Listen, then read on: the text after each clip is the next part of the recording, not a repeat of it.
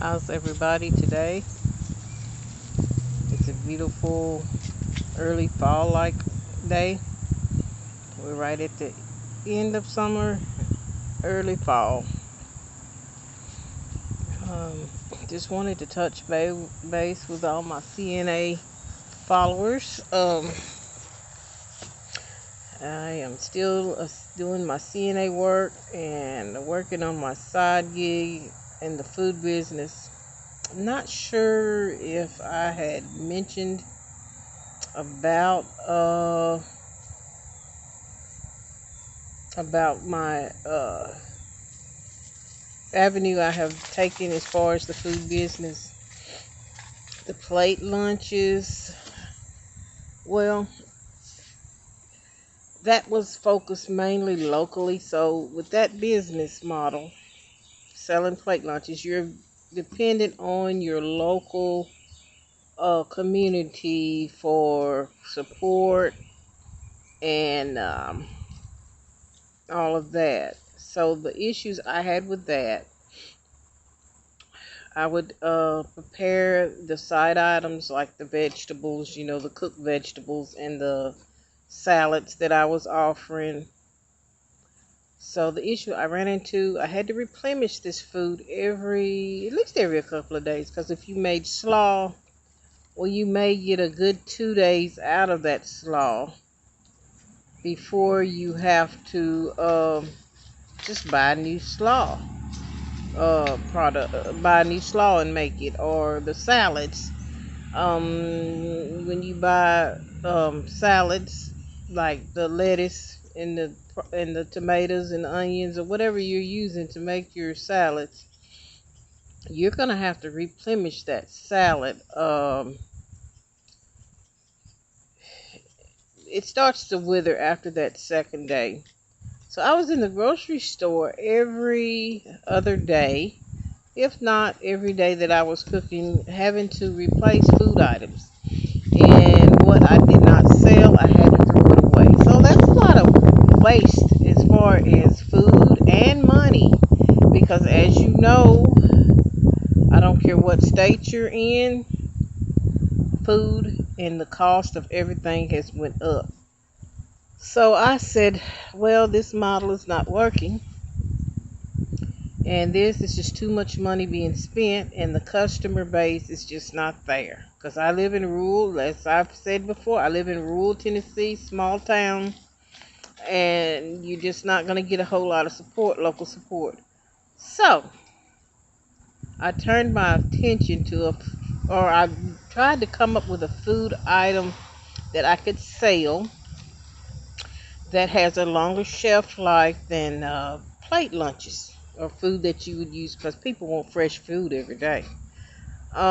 So I thought, well, cookies, cake. I was already making desserts, and I had sold some whole desserts like cakes and stuff. Um, but cake, it's gonna last so long before you have to replenish it. So I said, well, what about candy? So my attention turned to fudge. I surfed the web looking for a good recipe that I could make fudge. So I started out with the chocolate fudge. I made a chocolate fudge. It turned out really good, my first try. Well, I've tried it over the years, but it just didn't turn out right. But it's all what it has to do with what products you're using to make the fudge. But anyway, I found the fudge recipe.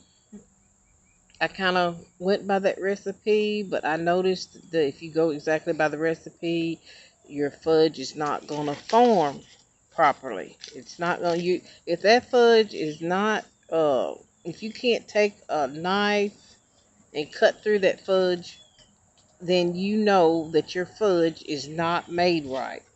So, this is what I did.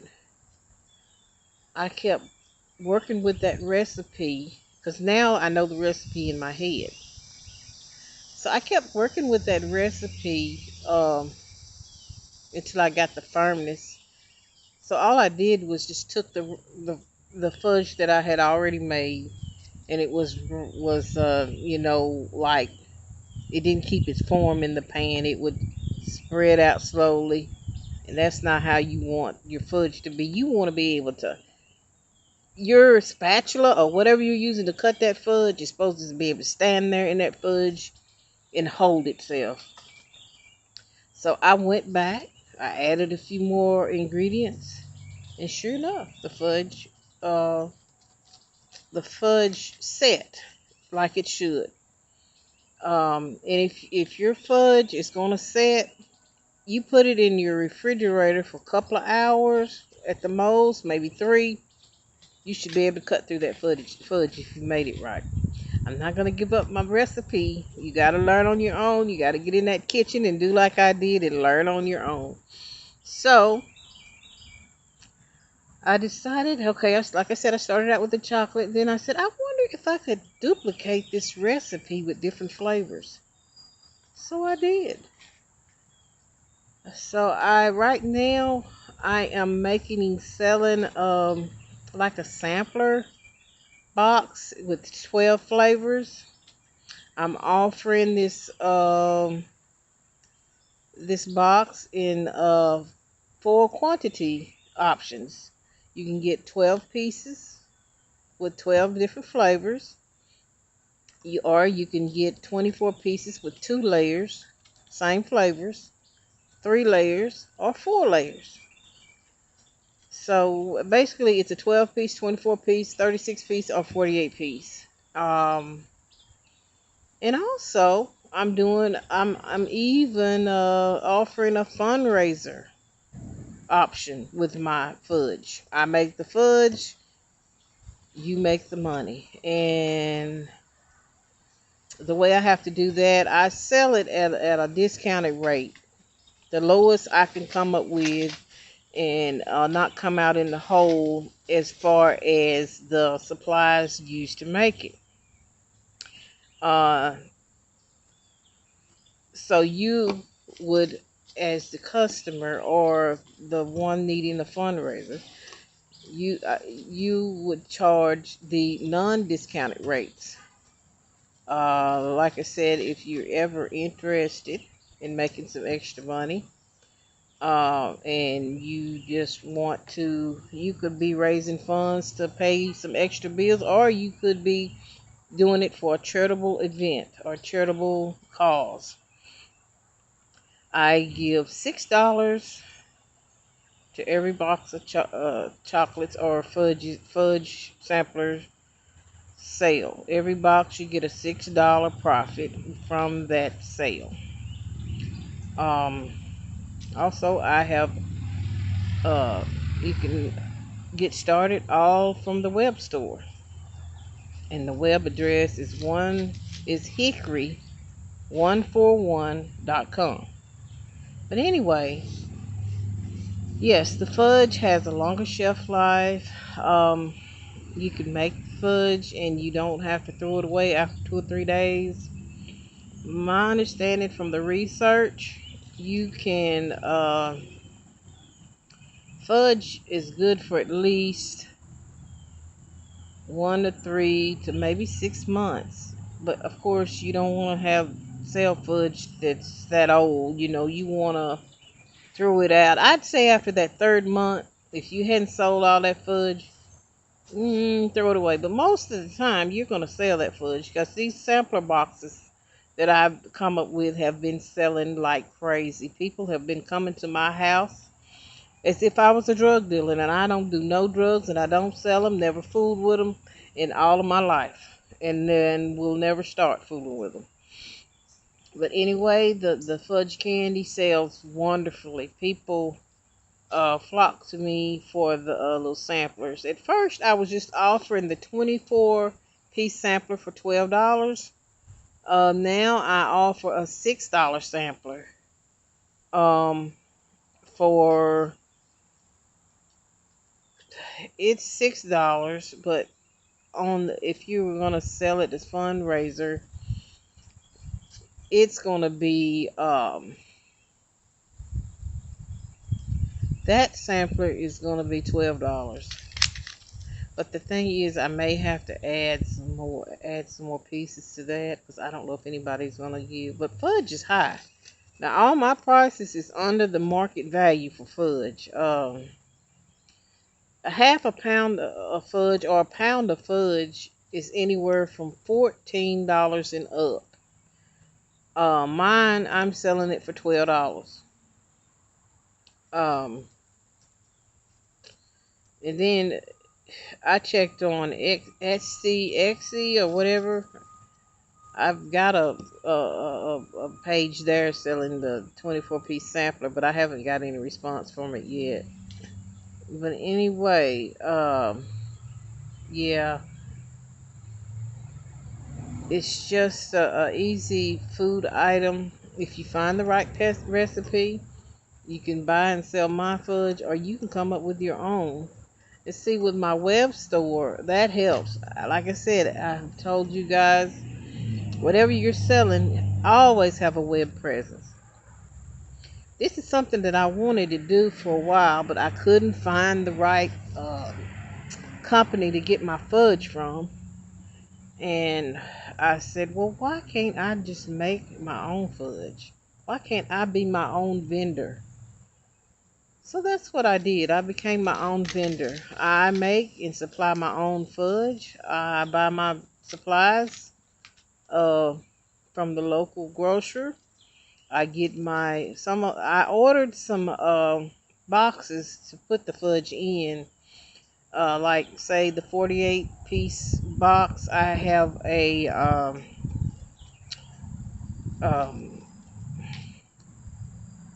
well, I have it's like a shipping box, a white shipping box, but it's bigger. But for my small orders, say like the 12-piece, 24 or something like that, there's some cute little boxes that you can get for gifts, and you can only find them at Dollar Tree. Walmart don't have them, Dollar Store don't have them, just Dollar Tree. So I've been going there buying their little present boxes, their little gift boxes, and they sell umpteen million of them. And I put my fudge in there, and I don't always use the same one. It's different. It's a different box, but they're cute, and people love it. And I figure it'll go well over with the holidays too. But everybody loves homemade fudge or candy. Anything homemade that's edible and good, it sells. But yeah, I will. Right now, I'm doing everything out of my home kitchen. I was just so disgusted when I would go down here to my food stand and nobody was showing up to buy the food. So I kind of backed away from it. But I think eventually I am going to go back in my little food stand and make it out of a fudge shop and sell my fudge from in there. Uh, but right now, I'm just going to do my selling and stuff online, focus on online and do like mail order. That's what I'm mostly gearing for. Mail order customers, people go on my web store and order their fudge and just go from there. Yeah. But anyway, that's what I've been doing. Like I said, I'm still in the food business, just uh switched from food, a different kind of food item that has a longer shelf life. And there's opportunities for everybody. I mean, you can do cupcakes, you can do other kind of homemade candies, any kind, or even fudge. You just got to find that right something right, and you got to be unique. Um, as far as I know, the only other place to get fudge in this community that I live in is it's a store out in rural, deeper out in the rural on the highway here in the county. It's the Mennonites. They sell fudge, but I don't think they make it. I think they have it shipped in from somewhere. Cause I have bought fudge from their store long before I started making it, and I seen that it was coming in. So they don't make it. I'm the only one in my area that makes and sell it. But like I said, I'm not focusing on just local because in this community here, um, the economy in this place has really went down. Um, it was thriving more 20 years ago. There's no hospital here. They finally, they even just tore it down. They closed it and tore the building down. Um, there used to be maybe 10 to 15 gas stations. Now we've only got maybe 5 to 6 in this little town. Um, I mean, it's really went down. Grocery stores, we have Walmart and one other. Of course, like the Dollar Tree and the dollar stores, you can get some grocery items in there, but it's not a whole lot that you can get um, in there. Most of your grocery items are going to be at the two regular places like the Walmart or the other local grocery store uh, that's in town. But now the economy here is just not good. So if you open up a business in this area, I'm gonna say I don't care what it is. It's not gonna do very well because people are just not gonna flock to you like they're just not gonna flock to you because it's just not a place for it. They'll come, but it won't be enough that you can quit your day job. It is just to be enough. So when you live in rural areas like I live, it's best to focus online, build up your business online more so than your business in a local area. And I'm sure as far as people, I mean, when you live in this community, you're going to have to stuff that you can't find anything here that you're really just looking for. So you're going to have to focus online. People buy online. It kind of hurts though when, say, you're really looking for something and you don't want to travel and you don't want to wait a week to get a product. It kind of hurts in that way. We don't even have a lumber shed here. I mean, that's just how bad it is here. No lumber shed. There's no Lowe's. I mean, they keep opening up these little fast food places around like Taco Bell and Arby's, and I don't even eat at Arby's. But anyway, this is beside the point. I know I'm just rambling, but I'm just telling you what I got to work with in this business that I'm in as far as the fudge, selling fudge.